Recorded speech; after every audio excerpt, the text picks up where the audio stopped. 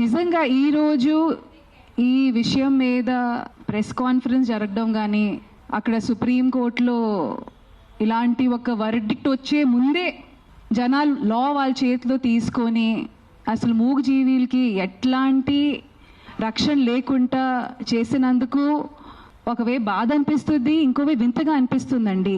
Madam ఇప్పుడు మీ ముందు నేను వచ్చేటప్పుడు యూట్యూబ్లో చూస్తున్నానండి, లైవ్ జరిగేటప్పుడు మేడం డెంగ్యూ గురించి మాట్లాడారు, ఎన్నో రోడ్ యాక్సిడెంట్స్ గురించి మాట్లాడారు, హెల్మెట్ వేసుకోకుండా జరిగి ఇన్ని విషయాలకి ఇప్పుడు దాకా మనకి సొల్యూషన్ 100% దొరకలేదు. కానీ కుక్కల విషయం మీద ఇంత హడావిడి జరగడం అనేది ఐఎమ్ షూర్ మిగతా దేశాలు కూడా అసలు ఎందుకు, what is the reason behind it, కొంతమంది కంప్లైంట్ ఇచ్చారు. రేబీస్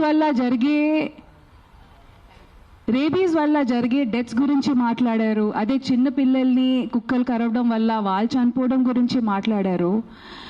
డెఫినెట్గా ఇవన్నీ బాధాకరమైన విషయాలే అండి, అండ్ దీనికి ఖచ్చితంగా సొల్యూషన్ ఉండాలి.